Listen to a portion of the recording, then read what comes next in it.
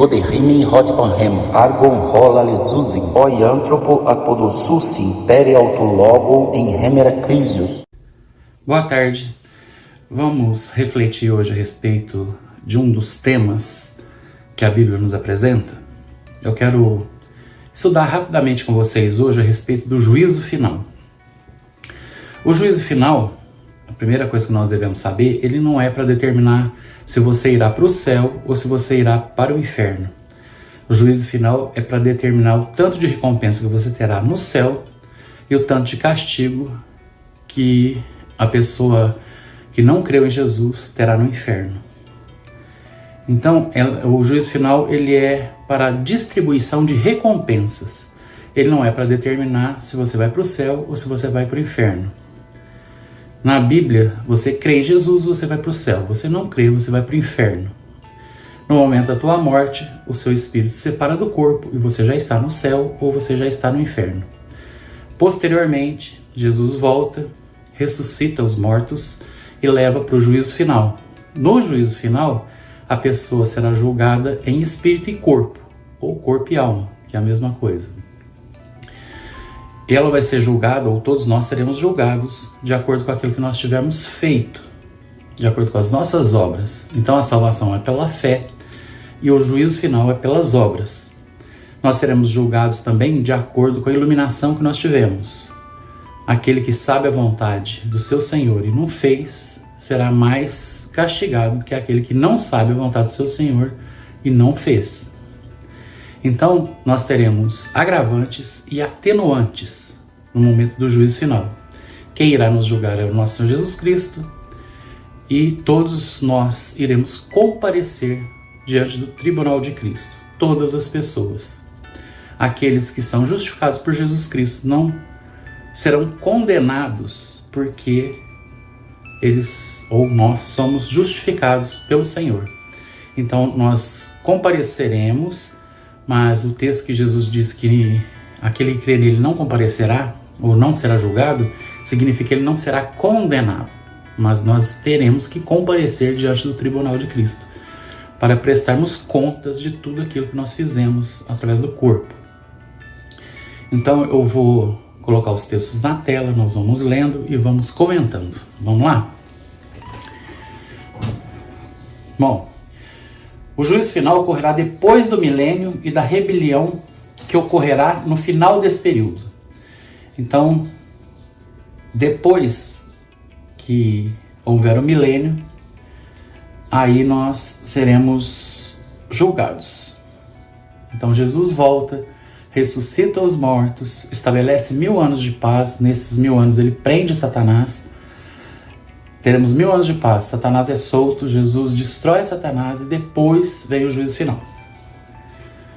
Primeiro texto que eu quero ler com vocês é Apocalipse, capítulo 20, de 1 a 10, onde está escrito o seguinte: Então vi um anjo descer do céu, trazendo na mão a chave do abismo e uma grande corrente. Ele prendeu o dragão, a antiga serpente, que é o diabo, Satanás, e o acorrentou por 1000 anos. O anjo o lançou no abismo e fechou e pôs lacre na porta, de modo que ele não pudesse mais enganar as nações até que terminasse os 1000 anos. Depois disso é necessário que ele seja solto por um pouco de tempo. Vi tronos, e os que estavam sentados nele haviam recebido autoridade para julgar. Vi também as almas daqueles que haviam sido decapitados por testemunhar a respeito de Jesus e por proclamarem a palavra de Deus. Não tinham adorado a besta nem sua estátua, nem aceitado a sua marca na testa ou nas mãos. Eles ressuscitaram e reinaram com Cristo por 1000 anos. Esta é a primeira ressurreição. O restante dos mortos só voltou à vida depois que terminaram os 1000 anos. Felizes e santos são aqueles que participam da primeira ressurreição. A segunda morte não tem poder algum sobre eles, pois serão sacerdotes de Deus e de Cristo e reinarão com ele por 1000 anos. Quando terminarem os 1000 anos, Satanás será solto da prisão e sairá para enganar as nações, Gog e Magog, em todas as extremidades da terra.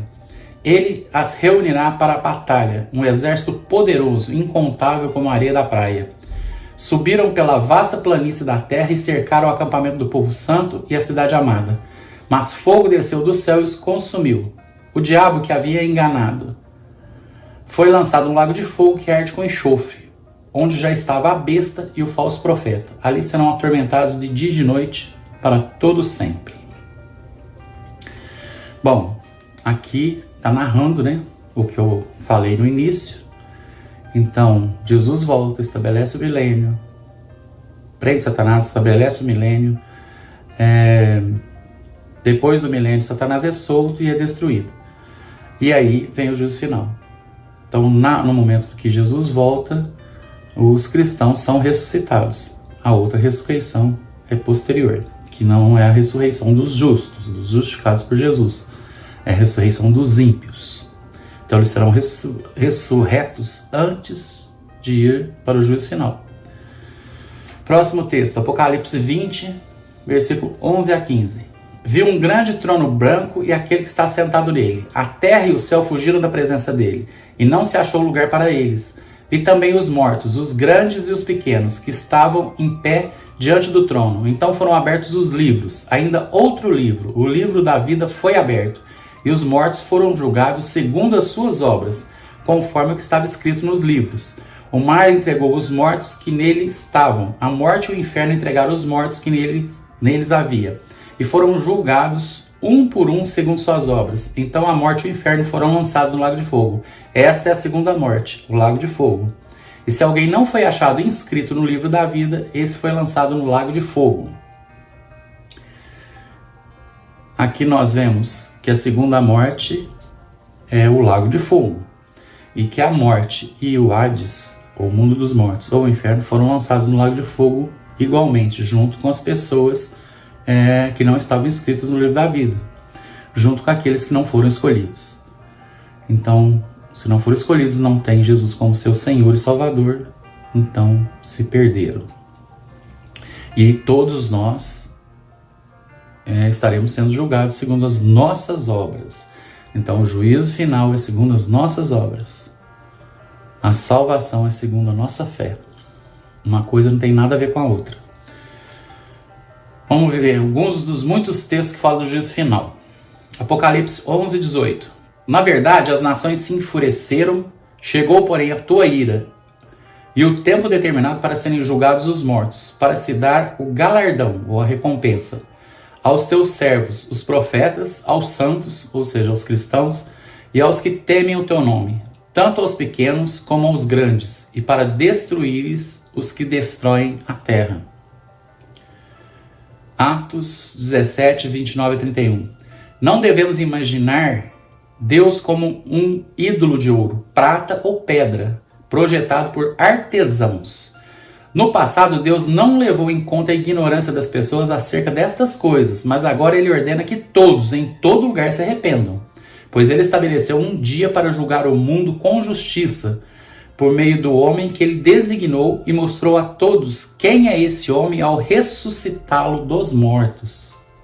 Então Deus diz para que nós nos arrependamos, porque Jesus, que é aquele que Ele ressuscitou dentre os mortos, irá nos julgar segundo as nossas obras. Romanos 2,5. Contudo, por causa da sua teimosia e do seu coração obstinado, você está acumulando ira contra si mesmo para o dia da ira de Deus, quando se revelará o seu justo julgamento. Mateus 11, 22. Mas eu lhes afirmo que no dia do juízo haverá menos rigor para Tiro e Sidom do que para vocês. Então haverá um juízo final. E para essas cidades que ele está citando, haverá menos rigor. Por quê? Porque na outra cidade foi pregado o evangelho, nessa não. Então quem tem conhecimento do evangelho e rejeita, vai receber uma sentença mais rígida. Então é conforme o nosso conhecimento. Então conforme o nosso conhecimento, conforme a nossa consciência, é que nós teremos um julgamento mais rígido ou menos rígido. Então a atenuante ou a agravante vai depender do nosso conhecimento, da iluminação que nós recebemos de Deus. Próximo texto, Judas 1,6. E a anjos, os que não guardaram o seu estado original, mas abandonaram o seu próprio domicílio, ele tem guardado sob trevas, em algemas eternas para o juízo do grande dia. Então o juízo final será um grande dia da justiça divina. 2 Pedro 2,4. Ora, se Deus não poupou anjos quando pecaram, antes precipitando-os no inferno, os entregou ao abismo de trevas, reservando-os para juízo. Mateus 12,36. Mas eu lhes digo que no dia do juízo, os homens haverão de dar conta de toda palavra inútil que tiverem falado. Romanos 14, de 10 a 12. Portanto, você, por que julga seu irmão? E por que despreza seu irmão? Pois todos compareceremos diante do tribunal de Deus. Porque está escrito, por mim mesmo jurei, diz o Senhor, diante de mim todo joelho se dobrará e toda língua confessará que sou Deus. Assim cada um de nós prestará contas de si mesmo a Deus. No dia do juízo final, todo joelho se dobrará diante de Jesus Cristo. Todo mundo vai cair de joelho. Aqueles que creram e aqueles que não creram. E todos confessarão que Ele é Deus. 2 Coríntios 5,10. Porque importa que todos nós compareçamos perante o tribunal de Cristo, para que cada um receba segundo o bem e o mal que tiver feito por meio do corpo. Então, o julgamento é pelas obras. Jesus diz em João 5,24, quem ouve a minha palavra e crê naquele que me enviou tem a vida eterna. Não entra em juízo, mas passou da morte para a vida. Então, todos nós iremos comparecer diante do tribunal de Cristo. Mas aqueles que creem em Cristo não entrarão em juízo condenatório, mas já passamos da morte para a vida. Mesmo nós comparecendo diante do tribunal, nós não seremos condenados em nada. Bom, quem será o juiz? Jesus. 2 Timóteo 4,1. Eu lhe digo solenemente, na presença de Deus e de Cristo Jesus, que um dia julgará os vivos e os mortos quando vier para estabelecer seu reino. Então é Jesus que irá nos julgar. Atos 10,42. E ele, Jesus, nos mandou anunciar sua mensagem em toda a parte e testemunhar que Deus o designou juiz dos vivos e dos mortos. 1 Coríntios 6, de 2 a 3. Vocês não sabem que um dia nós, os santos, julgaremos o mundo? E uma vez que vocês julgarão o mundo, acaso não são capazes de decidir entre vocês nem mesmo essas pequenas coisas? Não sabem que julgaremos os anjos? Então os santos, os cristãos, participarão do julgamento dos anjos. E nós vemos que o justo juiz compartilhará esse poder de julgar conosco. O objetivo do juízo final. Seu propósito será expor diante de todos os homens a glória de Deus, sua justiça, santidade, graça e misericórdia. Além disso, será um julgamento público, o que é diferente do momento da nossa morte, que o que determina nosso destino eterno é a fé em Jesus Cristo. Céu aos que crerem em Jesus e inferno aos que não creram nele. O juízo final apenas dará a todos os homens as recompensas por suas obras. Não é para determinar nosso destino eterno. Então, nós temos que saber que a salvação ela é única e exclusivamente pela graça de Deus, através da fé em nosso Senhor Jesus Cristo. Quem acredita já está salvo. Quem não acredita já está condenado. O juízo final, ele vai distribuir os nossos galardões, as nossas recompensas. Aquele que obedeceu muito terá uma recompensa maior do que aquele que desobedeceu ou que obedeceu menos. Então, se eu sou um cristão e eu sou fiel e eu pratico as obras que Jesus exige de mim, eu vou ter uma recompensa melhor e maior do que aquele que falha nesse aspecto. Porque todos nós somos pecadores e nós não conseguimos cumprir as ordens de Jesus de forma perfeita. Então, os apóstolos terão uma recompensa muito maior do que a minha. Eles, afinal, morreram por amor a Jesus Cristo. Viveram, foram torturados, evangelizaram, deixaram as Escrituras e morreram. A recompensa deles tem que ser muito maior que a minha, que vivo agora no século XXI. Tranquilamente, sem perseguição alguma, compro uma Bíblia em qualquer livraria, falo livremente do Evangelho. Então, a recompensa dos apóstolos tem que ser muito maior. E a recompensa de muita gente muito caridosa, muito mais caridosa que eu, que creem no Senhor Jesus Cristo, também tem que ser muito maior que a minha. Já em relação ao inferno, um ateu vai para o inferno. Tudo bem. Mas há ateus que são éticos, há ateus que fazem caridade, há ateus que são boas pessoas. Então, porque todos nós somos boas pessoas. A Bíblia diz que não há nenhum justo sequer, nenhuma única pessoa.